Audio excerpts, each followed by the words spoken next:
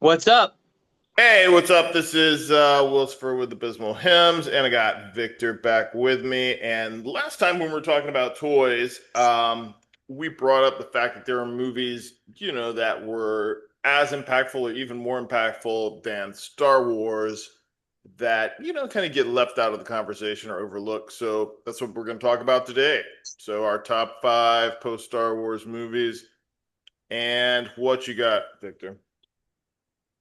So what I kind of did is the movies that came to mind that always stick in my mind that every once in a while, there's a movie that'll come to your head and it just these movies have been in my head since I've seen them. And so they're not necessarily top five, um, all of them, but I decided I would include like some honorable mentions off to the side. So if there's a movie like in '85, there's honorable mentions from that year as well, that um, so one of them that always sticks out is Rambo. And that was the first movie that I ever snuck into. Um, my uncle had a VHS of First Blood, probably in '83. And he said, Here, check this movie out. And I was hooked. I already liked Stallone anyway, obviously, because of Rocky, and hooked on First Blood. And then when I found out Rambo was coming out, um, wasn't quite old enough for a rated R movie. So my buddy and I went up to the Cineplex 4, and I can't even remember what other movie we bought a ticket for, but then we just walked into Rambo, and I still have this to this day. They were selling these pins in the theater, and I got this from that day. Cool. That was in '85, summer of '85, and some of the honorable mentions from '85, of course, would be Pee Wee's Big Adventure and Legend, and of course Sonya. I'm sorry, Red Sonya, and I think Mad Max Beyond Thunderdome. And I grew up watching westerns with my granddad, and I think Pale Rider came out that year. Most of those I saw in VHS. The only one I actually saw in the theater was Pee Wee's Big Adventure from the honorable mention there, which of course was an amazing an amazing movie. So yeah, Rambo is one of those movies that just won't get out of my head. It was just such a hellacious movie, man. Right. Yeah, and it's definitely pretty intense for the time. Yeah, I oh, yeah. did not see it in theaters either. But war movies really the only like war movie like that, and I think it's after the 80s, maybe it might be 89, was Platoon. Um, and then later on, because I'm just going with movies too that impacted me as a kid, as I think you are. But later on, as a teenager, I got into Apocalypse Now. But yeah. So for me, this one I talked about and I brought up with you before, and I could never remember the name. Okay. It came out in 3D, and I will preface this, and I think it could stand with for both of us, although maybe more so for me. These don't necessarily have to be good movies. They can be movies that just are impactful and how they've stood the test of time. I don't know. This one I saw in the theater, and I've only seen on VHS maybe a couple of times after, or it came on TV or something like that. But this is from 1983, and it's called Space Hunter: Adventures in the Forbidden Zone. And it had Molly That movie Ringwald. sucks so bad. Molly Ringwald was probably the biggest name in it. There was a Yeah. guy, he had a claw for a hand. I think it was Michael Ironside played him. Yeah. And they went and I've always told, I was like, oh yeah, there's a scene where they fall into this like ship or something, and there's these like marshmallow people in there. Yeah. Like, I loved that part. Yeah, so it's one of the, and it was a weird, like, I don't even, if I like, when I think about it, I don't know if it was supposed to happen in space, if that was all another planet, but it had kind of like a post-apocalyptic feel. So I Hmm. don't know if they wanted to make it a space opera, but then like the studio was like, well, make it a little more like Mad Max. I think Um, to me, I think it was more like Ice Pirates. yeah, I mean, I like it's way better than Ice Pirates, I think. Um, you know, Ice Pirates though had some cool robots in it, but It did. yeah. Ice Pirates has got to go down as one of those ones like you just mentioned. It wasn't that great, but it's something you just got to go Yeah, back this and is one of watch. those. Like it was the first 3D movie I think I saw in a theater. Okay. And I didn't I even know think it it was was, I don't, 3D. yeah, it wasn't rated R, but it like definitely had some damsels in distress getting menaced in a way that I appreciated even before I knew that I would appreciate it. Yeah, so there was that one. So what's give me your second pick. Um, so this isn't my original. This is an original VHS, but it's not mine. It's not my original VH. The Last Starfighter. Just the movie it's one of those movies where I refuse to watch because I want to watch it all the time and I just save it. I'm sure there's plenty of people that are like that. It's just one of those movies that you want to watch all the time. You're like, no, I want to savor the moment for when I watch. I just love The Last Starfighter. Um, I And did did not that come see, out before or after Tron? oh, after it came out in Okay. 84 because 84 was the pinnacle of the 80s in a lot of aspects, movies and toys. There were so many great releases in 84. Um, I did not see The Last Starfighter in the theater. Um, I must have seen it. Um, it was in 84, but it was later on after the VHS was released. We either did a lot of Blockbuster or there was a friend of mine. We lived pretty close and I'd walk to his house or at the time, or he'd come get pick me up, and then we'd go to. There was a Winn Dixie, if you remember Winn Dixie's, and I don't We know if still they're even got them still. down here. Really, Yeah. they're all gone from here. There are no Krogers, they're just Winn-Dixies and Publix. Okay, so there was a Winn Dixie, and next to it there was like an independent um, video rental store, and they were pretty cool in there. They would actually rent rated R movies to us. Um, of At the course, Last Winn-Dixie or Starfighter, no? huh? Is this happening at the Winn-Dixie or no? No, it was next to it was a Okay. VHS All rental right. store in the shopping plaza. Got it. And but we would go there a lot of times if we wanted to see a rated R movie or if we just happened to be because the guy they would rent it to us there. They wouldn't rent it to us at Blockbuster. Um, but it was a VHS. And I've just fell in love with The Last Starfighter there.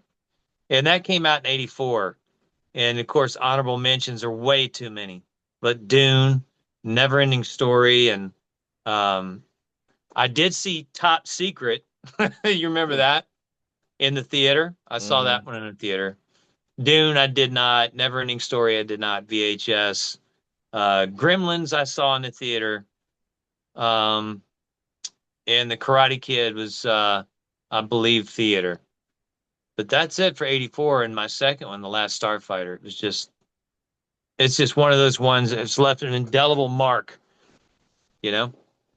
Right. And I will also preface as I'm going through this that I purposefully left off any horror movies on my list. That's why I don't have Gremlins on here. Okay. Um, we'll have to do another just 80s horror movie episode. There's Um, just too many. yeah, it was the golden years. We never knew how good we had it back then. Yeah, there was too Um, many. yeah. So my 1980, I mean, we've talked about this one before, and there were some doubts on how good it is, but I don't know. I mean, for the time, because you have to like frame this in how does it stack up against other movies from that time period when it comes to effects and stuff like that. Mm. Um, so mine, I think this is the one that goes back the furthest. It's 1980, and you probably already know what this is going to be, but Flash Gordon. Yeah. Um, Talked about that a little bit last time. Yeah. yeah, I mean, I was aware that he was a pulp kind of comic book figure. I'd never watched any of the like old serial black and white serials. Um, but I knew he was in like an iconic figure, and I'd read a little bit of the comic books, not much, because I mean, those were so damn old. You could get reprints of them. They came in like packs with like Prince Valiant repacks. Mhm. Um, but yeah, I mean, it was like that movie does not slow down. Like as No. soon as they start playing football, there you go. Well, especially the airplane scene, I think. Yeah, yeah. Yeah, in the airplane scene, they get into that's where they end up in the planet, right? From Right, the yeah. airplanes. Well, my thing too, like I like how it goes. Like two of my favorite scenes are when he's in the whip fight on that little podium that's Yeah. has the spikes coming up. God, that was like, when you're a little kid, that shit is intense. My favorite's the football scene. Yeah, I mean that one was great. The None of it was great. There was a weird thing. It was kind of like Dune, where he has to put his hand in some type of thing, and there's a sharp thing. It's a weird like looks like a Jello mold that he puts his hand in, and if it Because like I is know I there's the a Ben thread of Jet it stinging him. yeah, like the Ben Gesserit with the needle to Paul's neck, Yeah, so and he somebody sticks has his hand in the box. had at least read the Dune books to come up with that scene because I can't imagine Yeah. it being in the comic books. And I So love I was the princess getting whipped. That was great. yeah, the costumes were great. Oh yeah, like super vivid color. It looked like so many people making comic book movies could watch that and take notes and say, "Look, I say the same thing about Dick Tracy. You know, I've said that before. yep." Dick Tracy, Warren Beatty's Dick Tracy, it got a lot wrong, but it got a lot right. I think it worked best since it was the '90s too. Because if you And look, the that's color schemes of Dick Tracy are not unlike The Mask. yep. And that's the hottest Madonna ever looked. Yep, yep. She was so hot and she did a great acting job. She was great in that movie. Whoever made that movie should do a Frank Miller adaptation of Daredevil. Yeah, Have that was Warren everybody. Beatty. Yeah. The movie had so many. Al Pacino, I remember what was his his character really Yep. the way he played his character got on my nerves. I think it But really it got, was like over dramatic, like a comic book character should be. yeah, it was, but I don't know, it was something about his voice.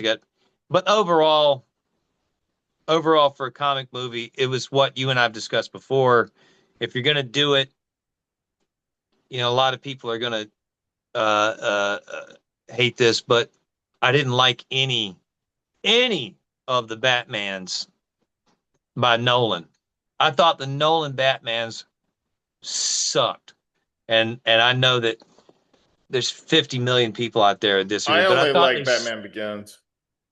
Batman, and I like the first 89 Batman, but and I'm not holding it up to any. I like the new Batman with what's his name, um, Twilight guy, from what is it? the Twilight kid. Yep, I actually like that one. And they're coming out I with a don't like part that he two. can't do a damn one-handed pull up. Give me a break. The Nolan Batmans, we won't go off on a tyrant over there, Yeah. but Mm-mm. I think I've said it before. It looks like a cosplayer in the middle of Chicago. You can't take that and you can't try to make it so realistic that it looks stupid. And When it comes At out least online, you should watch Fantastic Four because it looks good. It looks like a they comic created a book. world. Yeah. Yeah. See, with Dick Tracy, they created a world around the characters, and they created a world around the characters with Batman, 1989. Right. So, um, What so you got? Flash Gordon. So mine, right? Mm-hmm. Um, this one, I was in high school and did not see it in the theater, but we went to the rental store, that one I was talking about. And I remember this specifically. And, 87, there was something about, OP, Ocean Pacific. A lot of kids are wearing Ocean Pacific. I was nowhere near an ocean, but for some reason, I had a lot of interest in surfing. I don't know why, because I never surfed in my whole life. But I thought it was really cool. And um, this is not my VHS originally, but I rented this one, North Shore, Okay. and just fell in love with it. Um, that was one of those ones. I guess it just hit at the right time. High school, girls, and into the whole surfing. I just liked surfing. I thought it was cool. It was, um, I liked everything about the movie, especially Nia Peoples. I think that was the initial draw for the cover. That and the fact that it was surfing. And we rented it, and my friend didn't like it at all. But I loved it. So, and it's one of those ones that just is impressionable. It sticks in my mind for some reason. It's a good movie. It's a pretty decent movie. And that was um 87, and I'm trying to remember. I think there was oh, Master of the Universe came out in 87. I did not like Masters of the Universe, even though I even though Mm-mm. I had the Master of the Universe figures, um, and had stopped playing with those years before. It came out at the wrong time, I think, because a lot of us who had the action figures were already young teenagers and not playing with them anymore.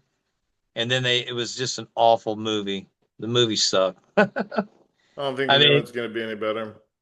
I don't think so either. Mm-mm. Sign of the Times, Prince came out. That was one I caught on VHS and didn't like as much. And then you might have liked Harry and the Hendersons. I think that came out. Yeah, that was all right. That was all right. I could live with that. It- So my 1981 pick, which I jumped ahead, I skipped one because this is the only movie that doesn't have monsters in it. Um, and since yours just didn't have monsters in it, with the unless there were there any like sharks or octopuses in the in North surfing Shore? movie? Yeah. No, there are Okay. no. Yeah, no. Well, it happens. This is also the only movie that I did not see in the theater when it came out. It was rated R, and I didn't understand why it was rated R. So and remember back when movies came out on cable, it was not automatically released. I mean, you were waiting a year before it came out on On HBO or something like that. for cable, yeah. No, VHS was different. It came out. Some movies would last 3 months. Some really big ones would last maybe 6 months, but the VHS would be released that year. Yeah, But yeah, cable did take a while. right. So I probably saw this in 82 or 3, maybe. I think 3 because I had a greater appreciation for it than if I'd seen it in 82. Um, but it is Tarzan the Ape Man, Okay. and it had Bo Derek. Yep. And the guy that played Tarzan was an idiot, but he had the look. Fortunately, they did not let him talk. And for the Bo most Derek. part, it stood the test of time, except there's a scene where he wrestles a huge anaconda, and it's just like somebody threw him the snake and he's just like flopping around in the I think I water with it. remember that. Yeah. Yeah. Could Yeah. have used a few more gorillas, I think, too. I Few remember more there being Bo a short. Dereks. Yeah, well, she was enough in that one, but yeah. I mean, even Yeah, that now, I don't know if I would say I could. I guess it would still be rated R if it came out today. Who knows? I mean, didn't Bo Derek, she got a little naked in it, right? Yeah, but I mean, not compared to what you see on the internet. Yeah. Maybe I've just been Well, but desensitized. it was one of those like barely risque type features. Right. Yeah. One of those dramas with some risque added to it, which was real Right. common. Almost like those books that your grandmother would read, where there would be like Fabio ripping somebody's bodice off. Yep. So any honorable mentions from That 82? year, that year would from when it came out in 81 when it was released, it would be Road Warrior and Time Bandits. Okay. Um Time Bandits was awesome. yeah. That one doesn't get brought up as much. I would love to see No. somebody cosplaying that giant with the boat on his head. Yeah. Time Bandits was awesome. Yeah. That was a lot of fun. And well, I think I already said what. So when I mentioned Rambo for 85, Mad Max Beyond Thunderdome came out in 85, Yep. which Sure did. I liked it. You know. I gained more of an appreciation for those movies as I got older. Although I think from Road Warrior to Mad Max, Road Warrior was more stylistic. You know, Yeah. Mad I saw them Max, on Mel V Gibson was just out. Like a I dude. saw them all on VHS. Probably the Mad Maxes because of my uncle, and I just liked those right off the rip. I Right. loved them right off the bat. It was they were awesome. Um, my fourth one is going to be hands down Purple Rain, 1984. Um, obviously did not see it in the theater. The first thing I got because of When Doves Cry started playing on, Friday Night Kicks on the video, and I'd already had the tape 1999, so I was already liked Prince. So when Doves Cry came out, I was like, oh, a new album. And this is my original cassette, 1984, Turtles Right. records and tapes. And I need to get a cassette player. The thing's probably worn out. Um, but Purple Rain was just one of those movies. I got the tape long before I saw the movie. I was able to see the movie. And I honestly can't remember when I saw it. It had to have been within like a year or so after the movie came out. At least within a year or two. And had to have seen it at a friend's house who had it on VHS, something like that. Right.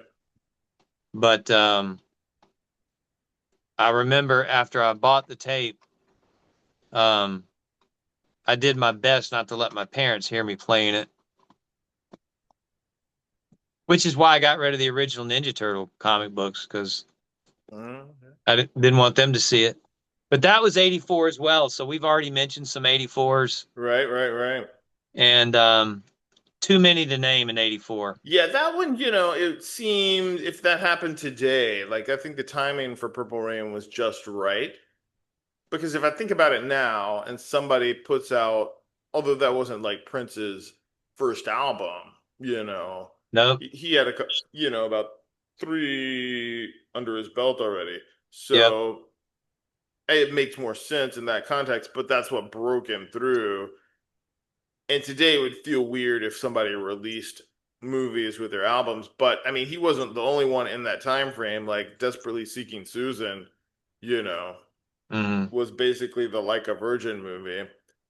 Well, Um, I think with Purple Rain, the problem with releasing something like that today would just be the part where he's, beating the crap out of oh my God, it's just Apollonia. yep, yep. No, Um, canceled. he was yeah, immediately canceled. He was like I said, I had the tape 1999. That was a Little Red Corvette 1990 obviously was huge. And When Doves Cry obviously was probably even bigger. I just know that that's what really got the suburbanites' attention, I believe. Right. Yeah, it broke him through to the mainstream. Yeah. All right, my next one actually is another musical. Um, although it's not framed in that context where it's somebody playing a biographic version of themselves, although it could be. If it was their origin story, it would make perfect sense. And that's 1986 Labyrinth, Oh yeah. um, with David Bowie, which was the not my first exposure to David Bowie, but first time like where the music caught me. Like I saw him on PBS doing a without makeup adaptation of The Elephant Man, I and don't. yeah, it's worth seeing. He's playing John Merrick with no makeup. He's just acting, you know, all Riri, and yeah, but I mean, Labyrinth was like one of the golden marks, I guess, for Jim Henson.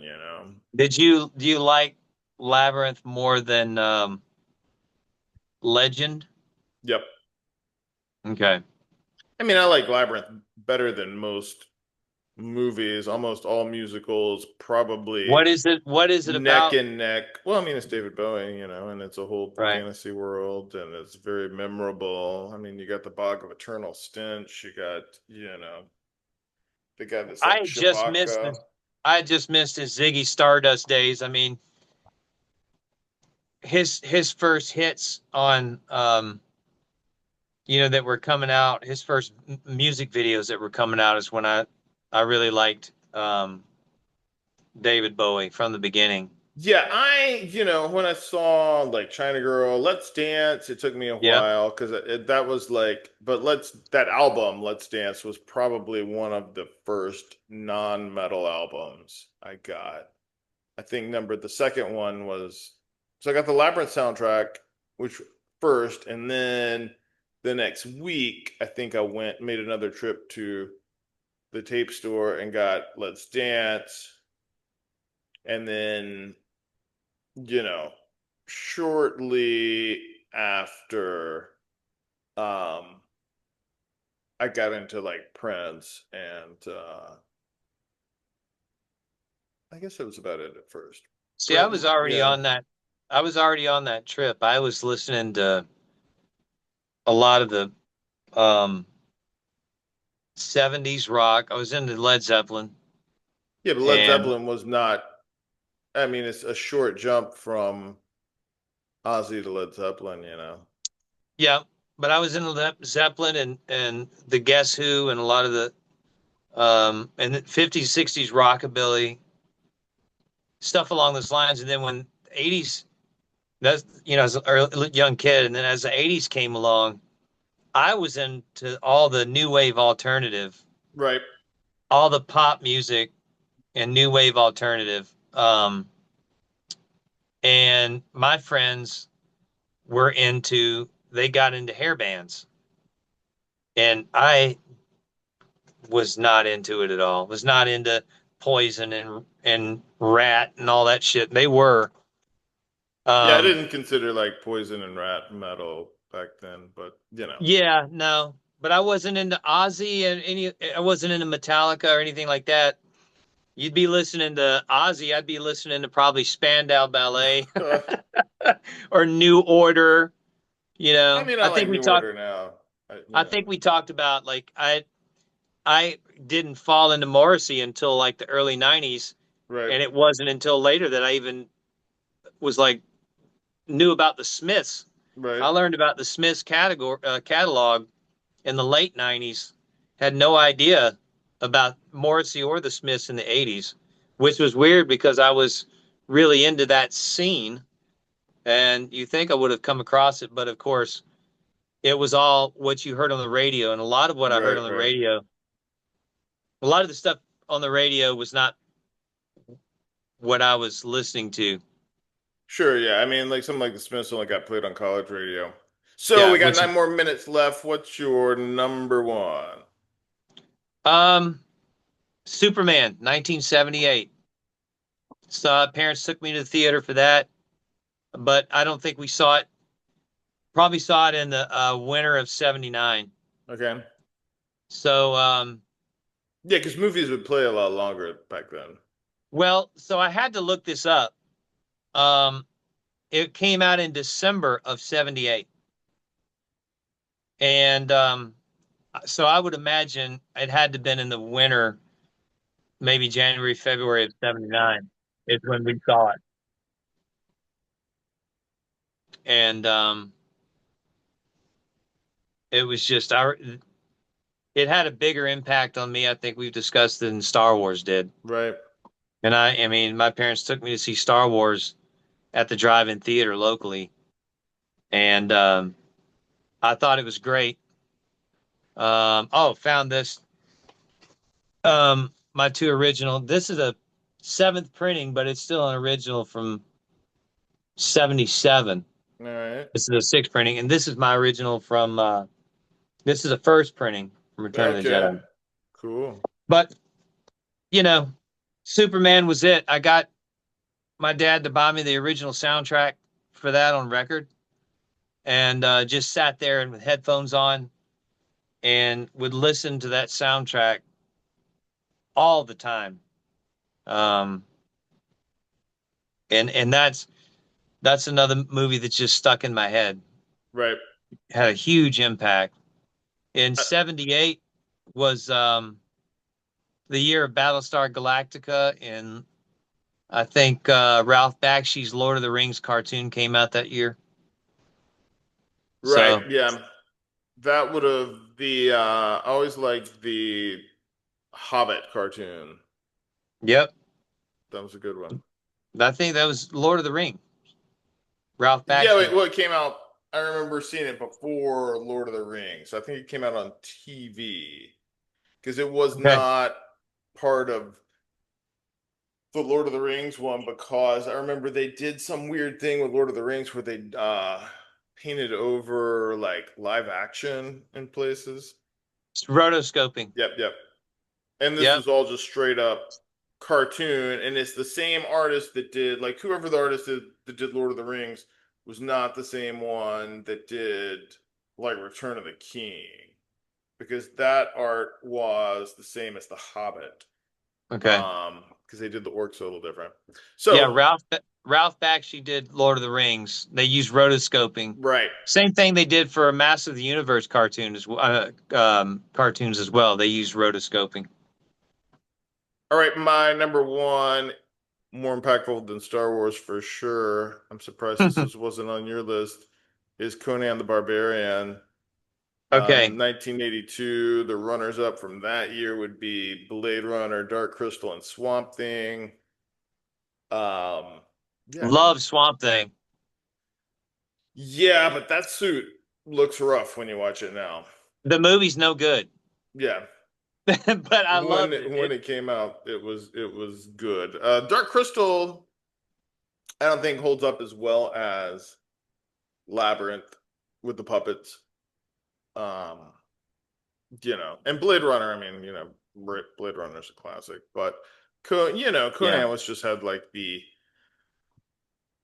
perfect fusion of it seemed like all the elements of those types of sword and sorcery movies that came after were trying to be Conan. I would say another movie that slipped my mind but was great would be Excalibur. Oh my God. I love Yeah, Excalibur. that whole movie looks like it's a fever dream. So if I had a number six pick, it would be Excalibur. But that I was would another I one that I didn't fully appreciate till I got to be an adult. when I saw it as a kid, I wanted more sword fighting. Yeah. I wanted more Well, castles. It was kind of, you know. I'm gonna have to throw one in there that so I love all the Conan. Of course, I love all the Conans and even the Red Sonja. Um, but for me, and I loved Excalibur, I would have to put um, and I just lost it. I just lost it.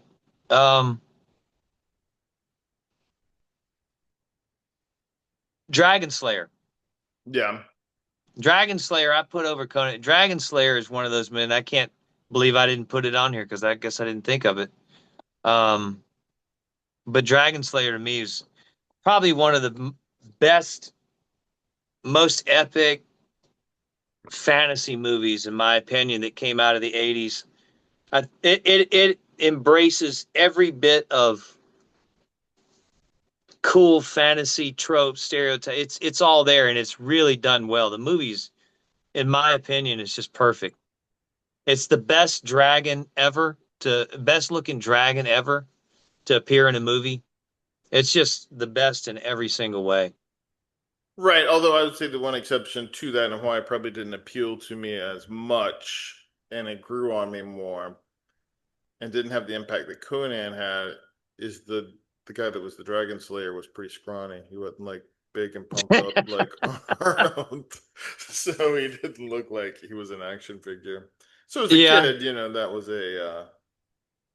Well, I think yeah. it worked because you wouldn't, and he didn't really kill the dragon anyway. So No, he kind of whined his way through. He was whiny right. through it, and I thought the girl was cute in it, and But you it's have to just admit that kid could not have pushed that wheel that Conan was pushing when he was a no, kid. no, he wouldn't have even been able to. No, No, Conan didn't get to whine. he was whiny for There sure, was but it no was crying in baseball for Conan. no. I think he needed a little bit of Crom in his life. Yeah. How it goes. How it goes. Well, it's already decided the next one we're doing has to be 80s horror. Okay. And I will say that, a lot of those movies I think are going to stack up against these pretty well as far as how they stood the test of time. Yep. Um, Maybe not the first Friday the 13th, but you know, we'll see what happens when we reconvene on that one. So thanks for being here, and I will see you guys soon.